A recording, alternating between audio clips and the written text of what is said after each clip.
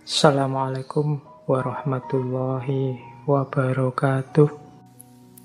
Kita lanjutkan. Sekarang ke murid beliau, Syekh Abdurrahman Al-Jili.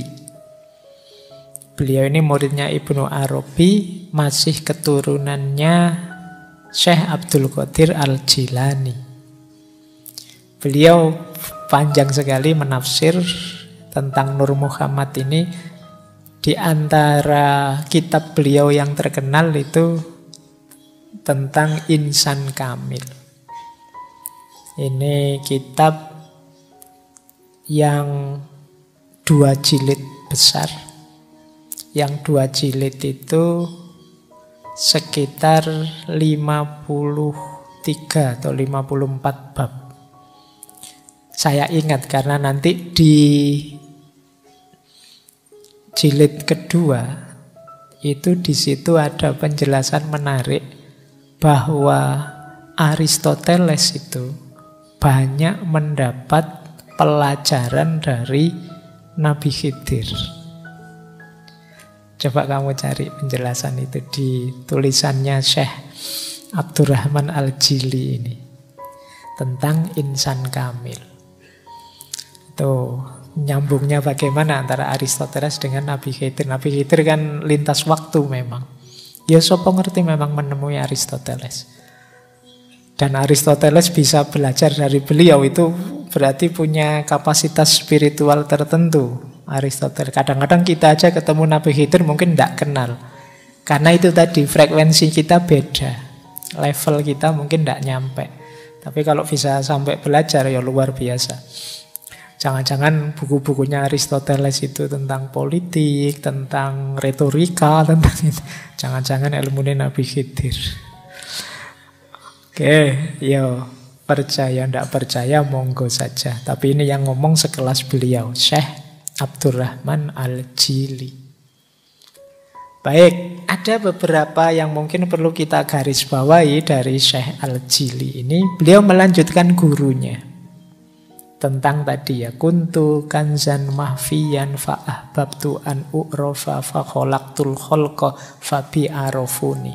Aku adalah khazanah tersembunyi, kemudian aku ingin dikenal, lalu kuciptakan makhluk. Dan dengan makhluk itu mereka mengenali aku. Nah, kata-kata kholqa tadi, kata Syekh Abdurrahman Al-Jili, tegasnya fakholaktul kholqa itu berarti fakholaktu Nur Muhammad. Maka aku ciptakan Nur Muhammad yang jadi sebabnya alam semesta. Kemudian Nur tadi masuk dalam diri para nabi, para rasul, para aulia, orang-orang soleh yang menjadi cerminnya Allah, yang menggambarkan dirinya, namanya, sifatnya, dan af'alnya. Jadi ini mungkin lebih realistis tafsirnya Syekh Al-Jili. Jadi ya ndak di semua orang, karena mungkin ada orang yang jahat, ada orang yang gelap. Fabi arofuni tadi, dengan makhluk mereka mengenaliku, ya makhluk yang baik, yang soleh, yang dekat dengan Allah, yang sadar ketuhanannya Allah. Dan itu para nabi, para aulia, para ulama yang dalam dirinya Nur Muhammad ini hidup. Dari merekalah orang bisa sadar, bisa kenal tentang Allah. Jadi dari orang-orang soleh, para nabi, para ulama, para aulia, mereka inilah yang menghidupkan Nur Muhammad dalam dirinya. Jadi ini tafsirnya Syekh Abdurrahman Al-Jili. Nah, nanti beliau panjang menjelaskan, oh Nur Muhammad itu setelah Allah menciptakan Nur Muhammad, Allah menciptakan surga neraka, lalu menciptakan wujud ulia, terus menciptakan wujud sufla, dan lain sebagainya. Nur Muhammad itu sendiri akan lahir secara fisik sempurna dalam diri Nabi Muhammad Sallallahu Alaihi Wasallam. Nah, ini tafsirnya Syekh Abdurrahman Al-Jili. Lanjut ya. Nah, Beliau, saya bilang tadi, nulis kitab Insan Kamil. Insan Kamil ini adalah perwujudan Nur Muhammad. Dan hanya Nabi Muhammad yang bisa disebut insan kamil yang hakiki. Nabi-nabi yang lain ya memang perwujudan insan kamil. Para ulama, para aulia iya, mungkin dalam diri kita sedikit iya. Tapi perbandingan insan kamil yang lain dengan Nabi Muhammad, kata Syekh Abdul Karim Al-Jili, itu perbandingan antara yang sempurna dan yang lebih sempurna. Yo, insan kamilnya nabi-nabi yang lain juga para wali sempurna, wong namanya kamil. Tapi Rasulullah ini lebih sempurna memanifestasikan insan kamil. Kalau menurut Syekh Abdul Karim Al-Jili ini ya, insan kamil itu ada level bidayah, ada level tawasud, ada level khitam. Di level bidayah itu orang yang mulai dapat mewujudkan asma, sifat-sifat ilahiyah pada dirinya. Ini kemungkinan mengelola akhlaknya, perilakunya, takholak bi ahlakillah.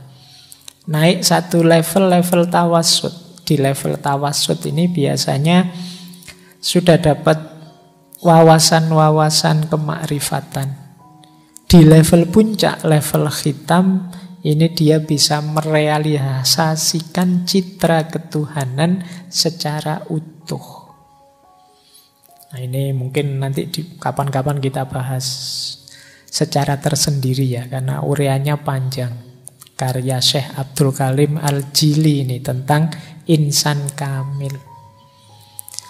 Selanjutnya, kata Syekh Abdul Karim Al-Jili, insan kamil ini muncul setiap zaman, sejak Nabi Adam sampai puncaknya Nabi Muhammad.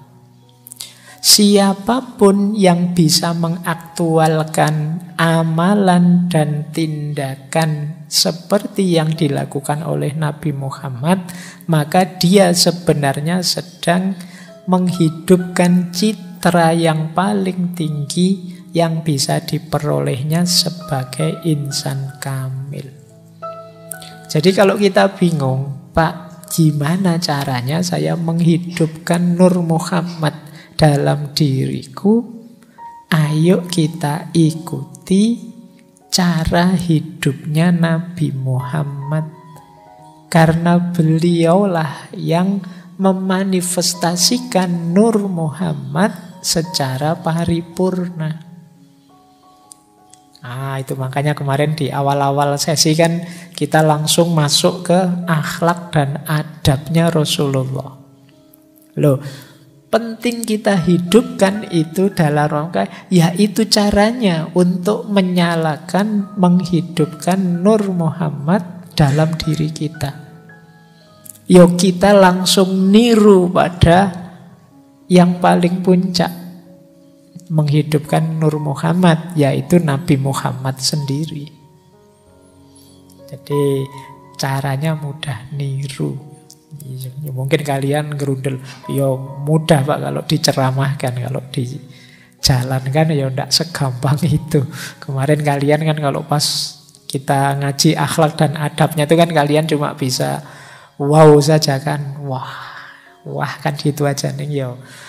Setelah ngaji ya hidup kembali seperti biasanya. Nah, padahal kita ada amanat itu. Katanya tadi kan semoga kita bisa jadi jalan dikenalinya Allah. Karena kita diciptakan itu antara lain, Allah menciptakan makhluk itu untuk Allah agar dikenali. Jadi paling tidak orang kalau lihat kalian itu ya kesadaran ilahiyahnya muncul. Wah, nonton anak kok sesoleh ini, jadi ingat Allah aku kalau nonton kamu. Itu berarti lumayan kamu bisa membuat orang mengenali Allah dari melihatmu. Kayak kalian kalau lihat para ulama, para wali itu kan jadi sadar Allah. Cuma kan mungkin sekarang ya belum, kita masih di level-level kalau orang lihat kita mungkin pengen mukuli, pengen jengkeli masalahnya. Oke, Lanjut ya, ini kita sudah sampai pada Syekh Abdul Karim Al-Jili. Saya berhenti di sini, di Abdul Karim Al-Jili untuk sejarahnya. Setelah ini panjang sebenarnya. Banyak sekali ulama-ulama yang membahas tentang Nur Muhammad ini. Meskipun ada juga yang tidak setuju. Nah, ada yang tidak setuju itu alasannya hadisnya. Tadi kan saya sebut hadis. Ada yang tidak setuju itu alasannya terlalu berlebihan mistik sufinya. Ada yang tidak setuju itu karena di antara tokoh-tokoh yang saya sebut tadi ada yang dianggap Syiah, kita kan Sunni. Kemudian macam-macam orang tidak setuju itu. Baik, ya tidak apa-apa, kan tadi saya bilang setuju tidak setuju monggo saja. Tapi ini sebagai konsep, ini bagian yang khas. Kalau dalam tradisi tasawuf namanya tasawuf falsafi. Dalam tradisi filsafat Islam ini salah satu isu yang khas dalam filsafat Islam. Oke, untuk malam hari ini saya cukupkan sekian dulu. Mohon maaf kalau ada yang kurang berkenan, mungkin 1-2 kekurangan apa, mohon dimaklumi. Kalau ada kekhilafan, kealpaan yang teman-teman ngerti benernya seperti apa, ya silahkan disampaikan. Kurang lebihnya mohon maaf. Wallahul muwaffiq, wallahu a'lam bissawab. Wassalamualaikum warahmatullahi wabarakatuh.